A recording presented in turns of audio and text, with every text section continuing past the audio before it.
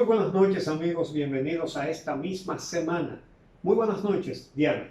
Muy buenas noches a todos. Esta semana cargada de noticias, tenemos que tocar muchísimos temas, entre ellos esa decisión de el Intran de prohibir a las empresas de taxis digitales como Uber, por ejemplo, que monten pasajeros a menos de 1 kilómetro de distancia de los hoteles.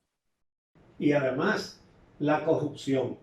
Esta semana, señores, siguen los trabajos de investigación de Nuria Piera y Alicia Ortega descubriendo cosas. Así que de eso vamos a hablar. Claro, impostón también el Senado y senadores con empresas que son contratistas del Estado, pero obviamente hay que hablar también del Código Penal, de artículos que fueron sacados y que ahora vuelven otra vez a incluirse dentro del código y otros que fueron eliminados, como por ejemplo el de la disciplina para los niños, que todo el mundo sabe a qué se refiere eso, violencia aplicada a los niños. Y naturalmente, el tema más importante de toda la semana, Haití y las relaciones de Haití y de República Dominicana. Esos son los temas de esta noche. Regresamos de inmediato.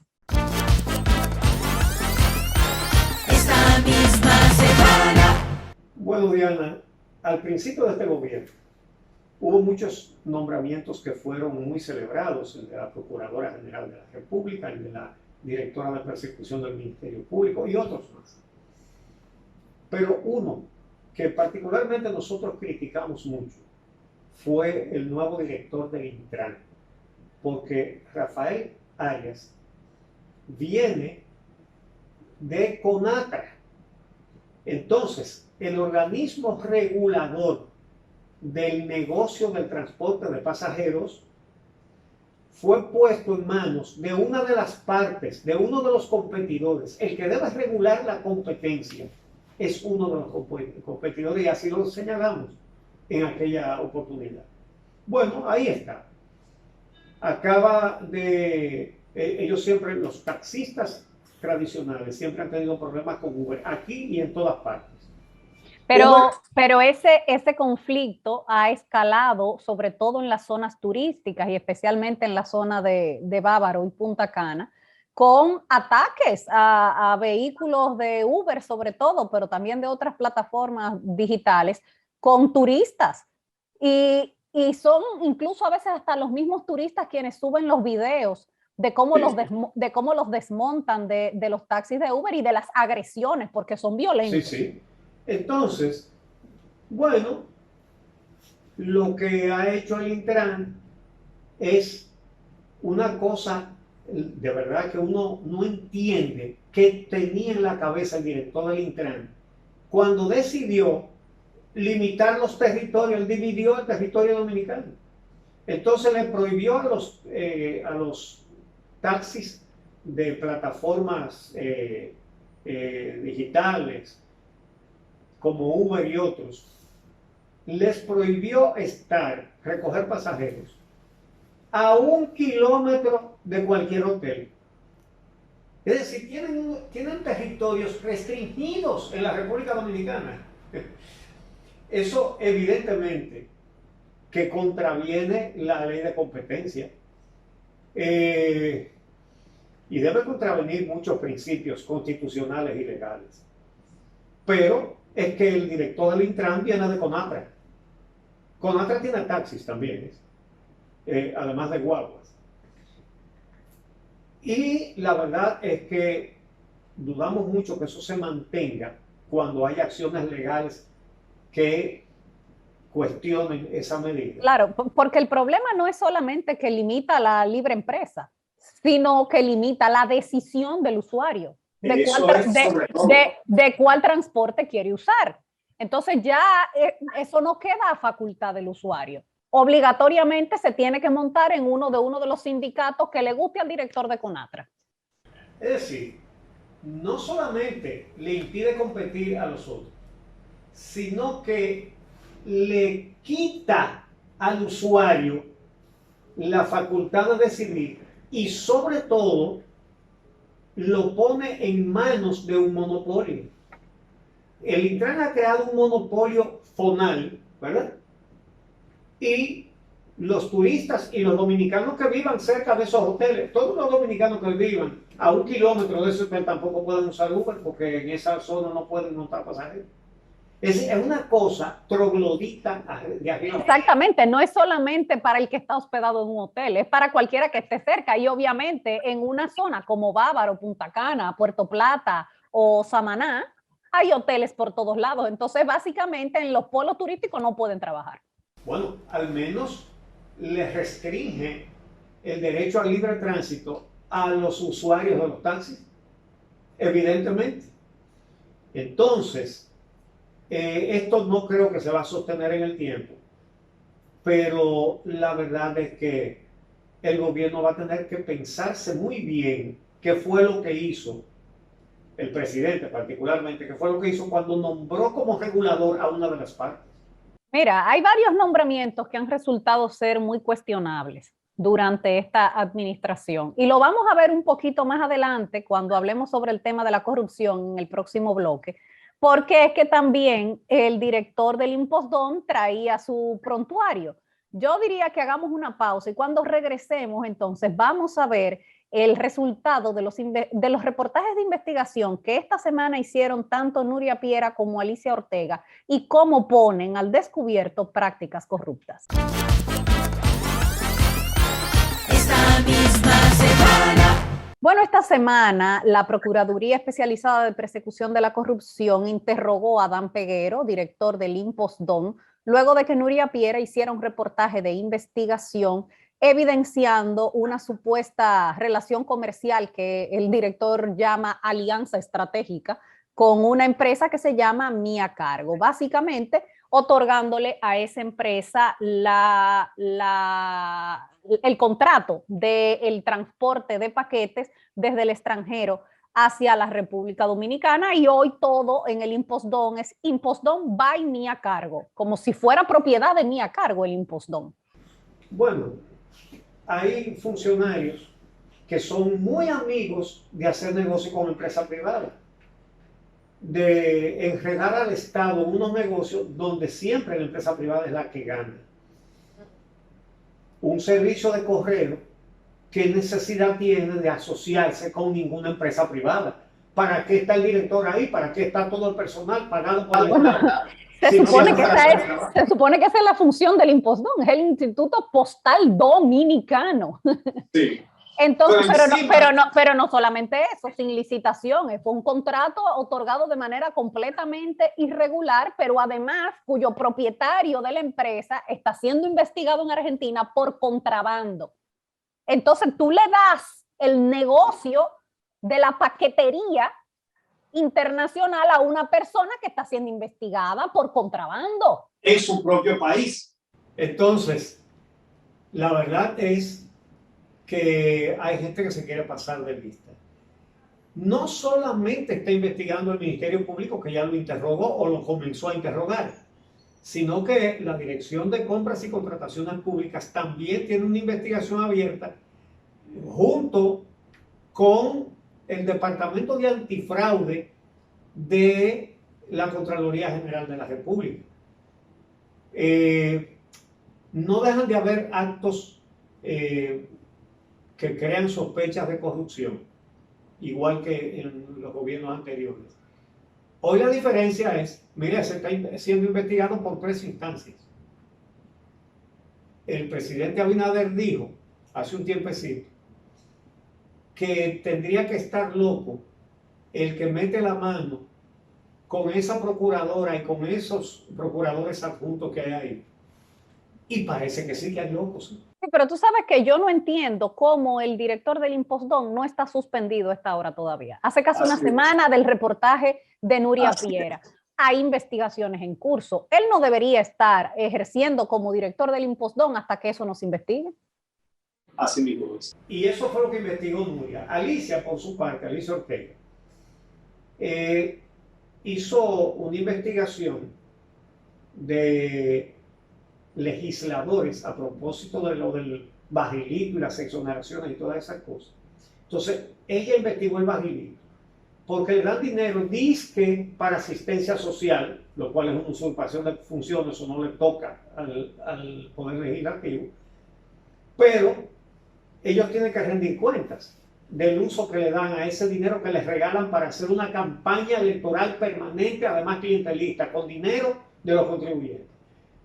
Pero cuando ella va a los comprobantes de todo lo que han hecho con ese dinero varios de los legisladores, se encuentra, por ejemplo, que en Barahona está anotado un fotógrafo con una asignación de 40,000 pesos mensuales, y cuando ella le pregunta, él dice, sí, el senador me ayuda con 5,000 pesos mensuales. Y lo que eso revela es una cosa. Pero hubo otros peores, hubo otros que no ven ni un centavo y aparecen Sí. en unas listas recibiendo ayudas sociales que ellos ni siquiera sabían que eran beneficiarios de esas ayudas. Eso tiene un nombre que todo el mundo sabe cuál es. Eso no hay que buscarle eufemismos. Eso todo el mundo sabe cómo se llama eso. Ahora, en el caso de el senador Alexis Victoria Yep, del PRM, que representa a la provincia Sánchez Ramírez, Alice Ortega denunció que él, siendo senador, ha hecho contratos como proveedor del Estado, lo cual es incompatible y está prohibido expresamente por la ley. Ningún funcionario público, y eso incluye a los legisladores, puede ser suplidor del Estado, puede hacer negocio con el Estado. Él los hacía en el gobierno anterior. Ella mostró una serie de documentaciones de empresas del senador, algunas que aparecen en su declaración jurada de patrimonio y otra que no aparece en su declaración jurada de patrimonio, pero que ella también mostró la documentación que lo vinculan a esa empresa, recibiendo contratos después de él haber asumido el 16 de agosto del 2020. Pero entonces él tomó un turno al día siguiente en el Senado para responder. Y vamos a escuchar cuando él dice que él hasta renuncia si demuestran que eso es cierto. Vamos a ver. Entonces, presidente, solamente hacer un aclarando y solamente decirle que si alguna de esas empresas que están en las declaraciones juradas de bienes han sido adjudicadas después de que yo soy senador, yo pongo mi renuncia al otro día de este honorable Congreso de la República y este Senado. Es cuanto, presidente, y muchas gracias. Bueno, ustedes lo escucharon claramente.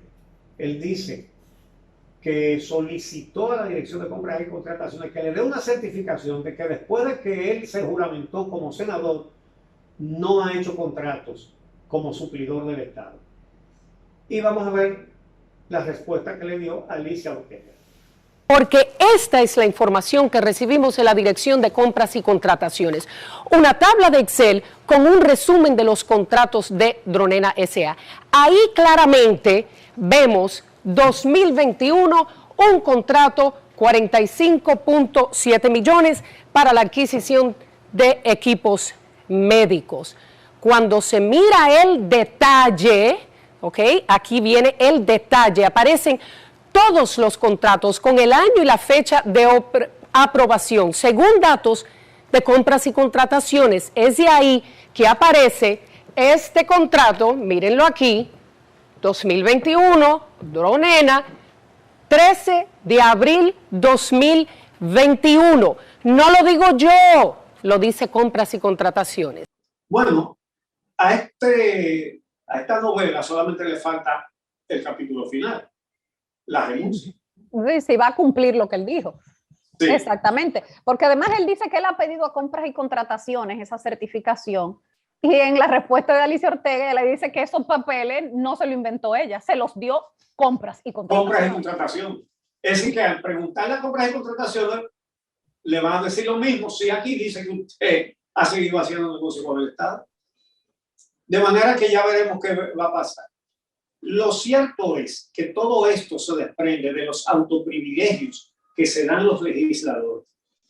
Y los partidos políticos están haciendo lo que no tienen nada que ver con eso, que son los que los postulan, porque muchas veces se dice, sí, pero el pueblo lo eligió, sí, pero para que el pueblo lo elija, primero no tiene que elegir su partido para postularlo.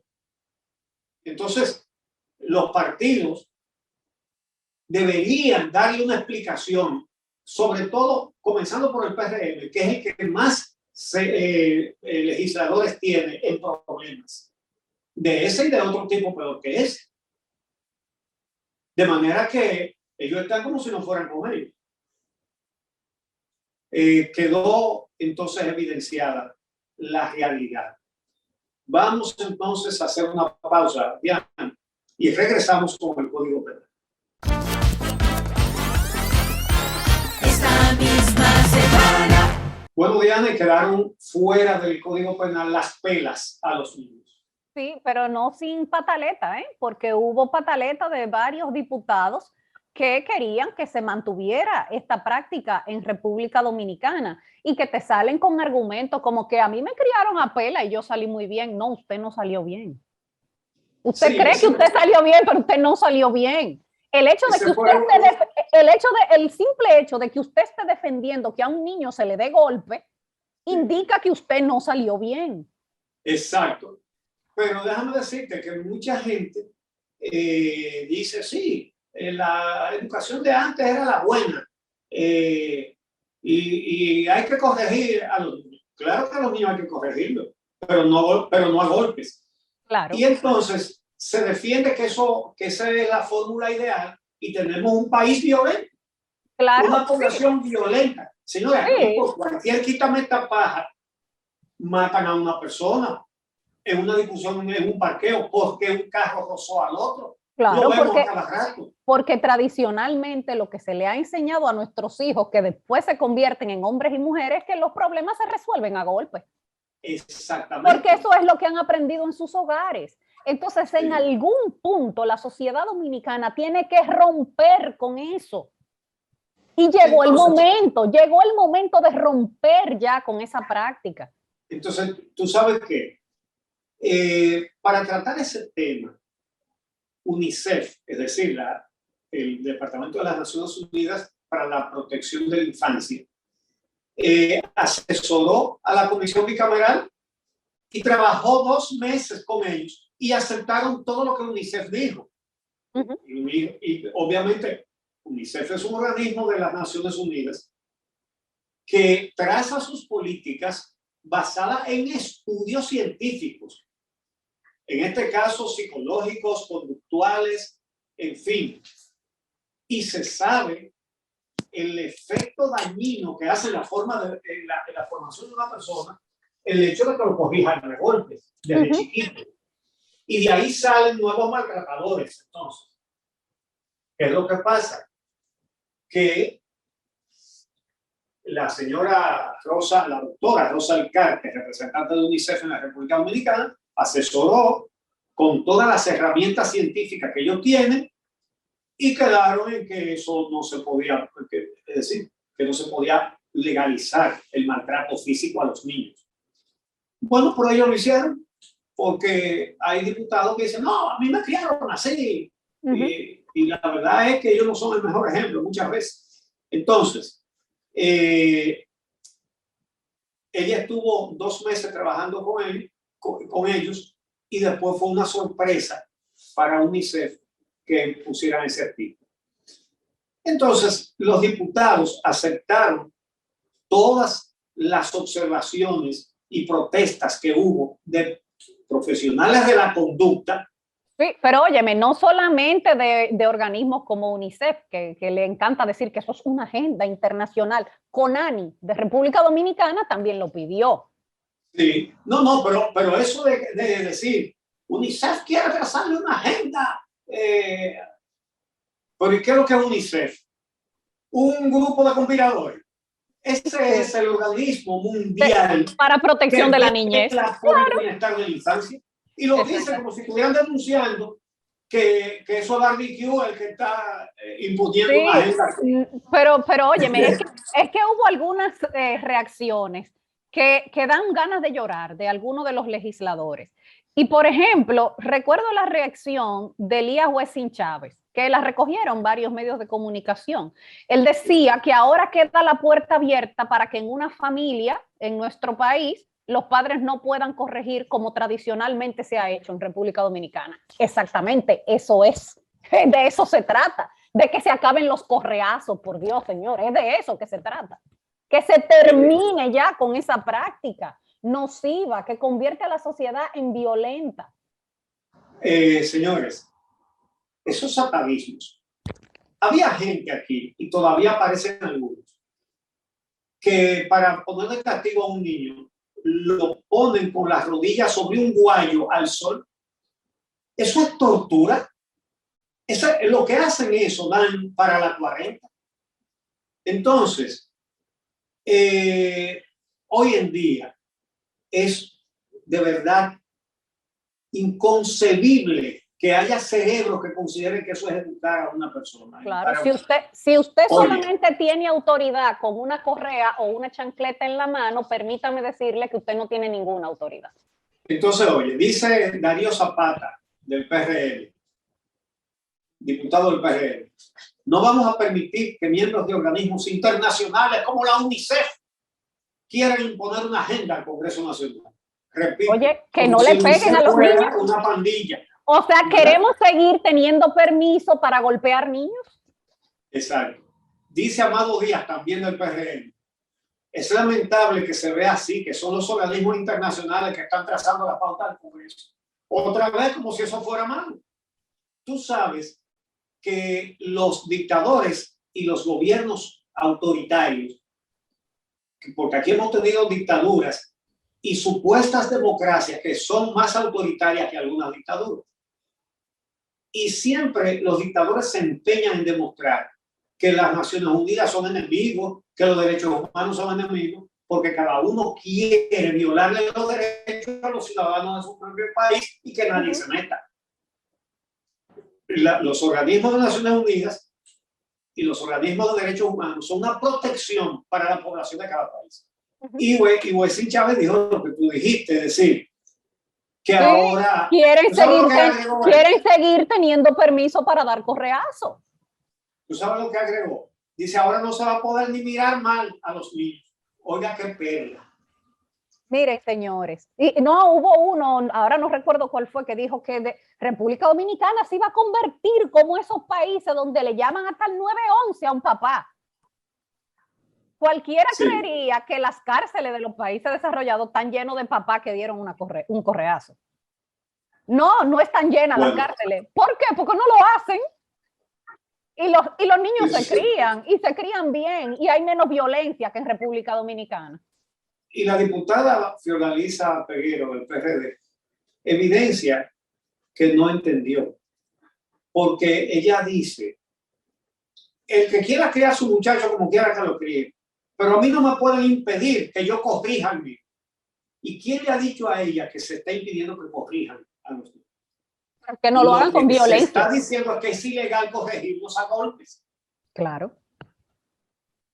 Es decir, no, ellos mismos son los que aprueban los artículos del código y no saben de qué se trata. Ojo, que este código, si se aprobaba como ellos querían, iba a quedar peor que como estaba la República Dominicana antes, porque no es que ahora, con el código del 1800 y pico que tenemos, existe un eximente, no existe.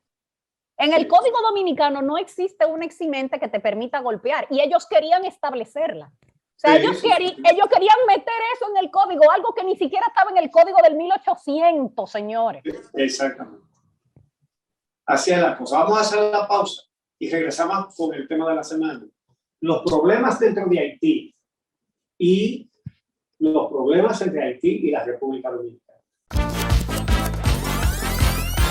Esta misma semana. Bueno, el tema de la semana, Haití, lo que sucede dentro de Haití y también las relaciones entre Haití y la República Dominicana. Lo que sucede dentro de Haití es un país colapsado, donde la persona o el personaje que se ve con más autoridad es Barbecue, un delincuente, cabecilla de la más poderosa de las bandas de criminales armados que hay en Haití, que tienen su haber cantidad de muertes, de asesinatos, incluyendo algunos en grupos, y de las bandas que se lucran de los secuestros. Sí, es importante decir que Barbecue es un ex policía haitiano que se le atribuye a su pandilla, al G9 Familia y Aliados, así es como se llama, porque eso es un conglomerado de pandillas y él es el líder de ese conglomerado. Se le atribuyen los asesinatos que ocurrieron en Haití. ¿Recuerdan ustedes durante las protestas del 2020, esas protestas masivas contra el gobierno del presidente Jovenel Moïse por corrupción, en el que salieron a matar opositores del gobierno y manifestantes? Bueno, pues esos asesinatos se le atribuyen a esa banda que lidera Barbecue, que fue expulsado del ejército, de la policía, precisamente por la represión contra las manifestaciones. Entonces, hasta ahora se le atribuyen cerca de 80 asesinatos a esa banda. Entonces, ese personaje es el que se ha erigido como en una especie de Salvador o Mesías, quiere él, porque ahora él quiere pintarse como que es un defensor del pueblo haitiano y que ellos no son pandillas ni bandas, que ellos son un grupo armado para la liberación de Haití. No, claro, así fue que él se hizo llamar en su rueda de prensa, que es el colmo ya, que estén dando hasta ruedas de prensa dándole un ultimátum al primer ministro para que renuncie. Y si no renuncia, es a sangre que lo van a sacar. Dice él. Dice él. Pero lo grande para demostrar la autoridad que él tiene es que convoca una rueda de prensa en un lugar específico y va hasta la prensa internacional. Bueno, porque él es el dueño de eso. Ahí, dando declaraciones con una ametralladora en las manos y una pistola en el cinto. Entonces, eso es Haití hoy día. Una persona donde el individuo que tiene más fuerza para hablar es un delincuente, un criminal. No cualquier delincuente, no un criminal. Bueno, el gobierno dominicano le pide a la comunidad internacional que actúe, que hay que salvar a Haití de esa situación, que no se lo pueden dejar solo a la República Dominicana. Y entonces sale otro personaje, que es Claude. Claude Joseph, el ex primer ministro, el que asumió el poder cuando mataron a Jovenel. Exactamente. Él ahora es el canciller, ¿verdad? Pero fue el primer ministro. Y sobre él recayeron sospechas sobre el magnicidio, el asesinato del presidente Moïse. Entonces, en Haití hay personas, como aquí también las hay, que quieren hacerse los graciosos. Los de aquí presentándose como los anti-haitianos más extremos y haitianos como los antidominicanos más extremos. Y este en particular tiene un interés y es desviar ante el pueblo haitiano la sospecha que recaen sobre él, que no ha sido investigado porque en el Estado haitiano no hay justicia ni hay nada. Si la hubiera, él fuera uno de los investigados por el magnicidio. Pero es una forma de él hacerse pasar frente al pueblo haitiano como un patriota que combate a la República Dominicana. Entonces, se atrevió a decir que en la República Dominicana también hay violencia y sacó una advertencia del Departamento de Estado de los Estados Unidos a sus ciudadanos acerca de la violencia en la República Dominicana. Y sí, claro que sí, que aquí hay violencia y hay delitos y hay crimen. Sí, pero los hay en los Estados Unidos también. Pero es absolutamente aquí, incomparable con la situación que vive. Exactamente, y que aquí es un motivo de preocupación de todos los ciudadanos, esa inseguridad. Sin embargo, pretender hacer una comparación siquiera, realmente solamente una persona o que está desequilibrada o que tiene un interés marcado en tergiversar la situación. Esa es la realidad. Entonces, pero Christopher Claude es un individuo. La respuesta, obviamente, tiene la autoridad de ser canciller, si se puede decir que alguien tiene autoridad. Ahora, la respuesta del gobierno dominicano tenía que ser enérgica y lo fue, pero se pasó. Enérgica en el reforzamiento militar de la frontera, en el patrullaje aéreo, creo que también hay patrullaje marítimo. Pero hubo un par de medidas donde el que sale perdiendo es el Estado Dominicano. Una, castigar a los estudiantes universitarios haitianos que están en las universidades de la República Dominicana. Esos estudiantes pagan sus estudios. Sí, y para tú poder inscribirte en una universidad, tú tienes que estar legal. Entonces tampoco es inmigración ilegal. Exactamente. Entonces, esa inmigración no es ilegal. No es ilegal. No es inmigración, y paga sus estudios. Y tampoco es una inmigración indeseable, al contrario. Y el interés dominicano es compatible con que vengan muchos haitianos a estudiar en las universidades dominicanas. ¿Qué necesitamos? ¿Qué países que Haití se desarrolle? Eso es lo que necesitamos. Y para eso lo primero es tener los recursos humanos para desarrollarse, las capacidades. Y qué mejor que vengan a capacitarse aquí. Y de hecho son los que potencialmente dirigirán en el futuro el Estado haitiano. Qué bueno que tengan esos vínculos. Y que estén agradecidos de haber estudiado aquí y haberse capacitado aquí. Bueno, no, pues, ¿qué tienen que ver los estudiantes universitarios? Que no son indocumentados, que no son delincuentes, que vienen a algo positivo aquí y que deberán contribuir en un futuro cercano a mejorar la sociedad haitiana. Sí. Entonces, la verdad es que eso no tuvo sentido ninguno. Bueno, pero entonces después, el presidente Luis Abinader, en una rueda de prensa que no era para eso, era para hablar sobre el sector agrícola, pero los periodistas le preguntaron, habló sobre una conversación que él tuvo con el primer ministro Ariel Henry. Y entonces ahí dijo que el primer ministro le había dicho que él quería que las relaciones siguieran siendo cordiales, que no estuvo de acuerdo con comentarios imprudentes, evidentemente refiriéndose a Claude Joseph. O sea, básicamente el primer ministro haitiano llama para pedir cacao. Y la respuesta después de esa conversación es entonces otra serie de medidas, entre las que incluyen negar la asistencia médica a los inmigrantes haitianos ilegales en República Dominicana. Esa fue la peor decisión, porque vamos a separar dos cosas. Sí, es cierto que los servicios de salud de la República Dominicana cargan un lastre grande con la cantidad de indocumentados y sobre todo con las parturientas que vienen desde Haití, que esas no son inmigrantes fijas, vienen aquí a París. La persecución de indocumentados no puede darse en un hospital, es en la frontera. Esas se hacen, vienen en autobuses llenos de mujeres embarazadas a parir aquí. ¿Y quiénes son los que tienen ese negocio? Haitianos y dominicanos confabulados con dinero de por medio. Entonces, eso hay que combatirlo en la frontera.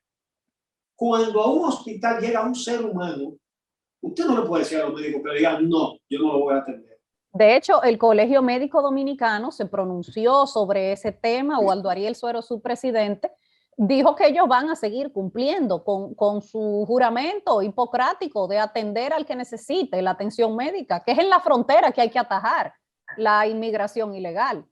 Y yo no sé si tú recuerdas, hace un par de años, cuando unos grupos se metieron en las maternidades tratando de evitar que atendieran a las parturientas haitianas, y que sí, que el director, si mal no recuerdo, de la maternidad de La Usmina la repagiló diciendo, miren señores, vayan a hacer su protesta allá en la frontera a los guardias que lo dejan pasar, porque nosotros no vamos a dejar de atender a una mujer que esté en labor de parto.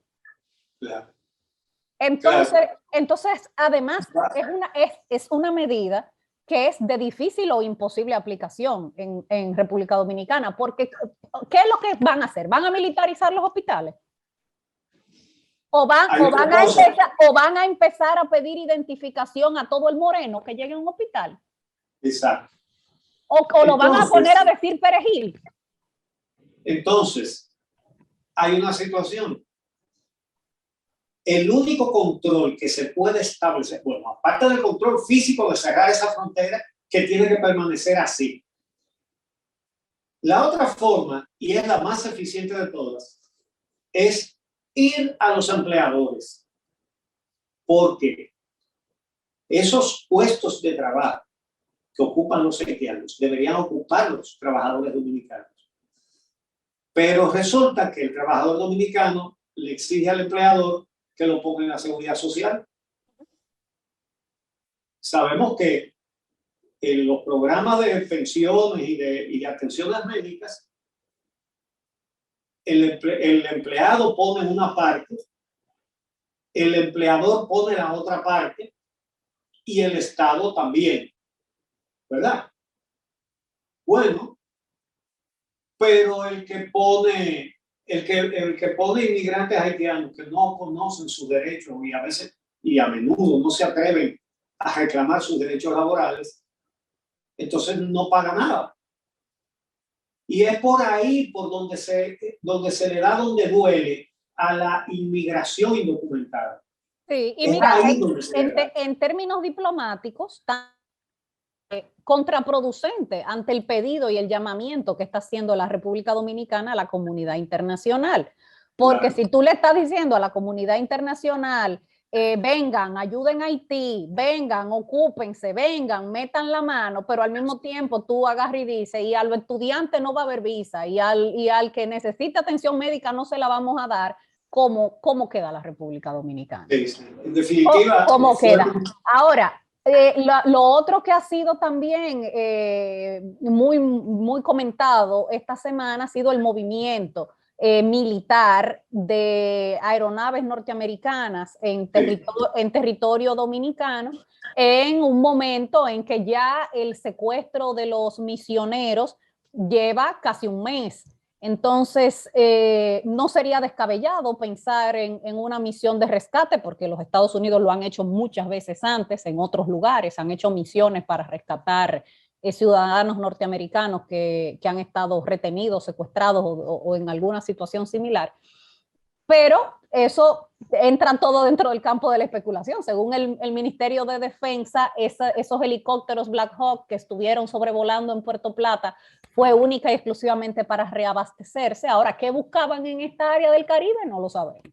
entre los helicópteros vemos de transportación de tropas y helicópteros que se usan para acciones militares. Había Black Hawks y había Apaches. Son helicópteros militares para combates. Entonces, la explicación que dio el Ministerio de Defensa fue que ellos vinieron aquí a recargar combustible, sí, a abastecerse de combustible. Pero Puerto Rico está ahí al ladito, que ahí hay bases norteamericanas.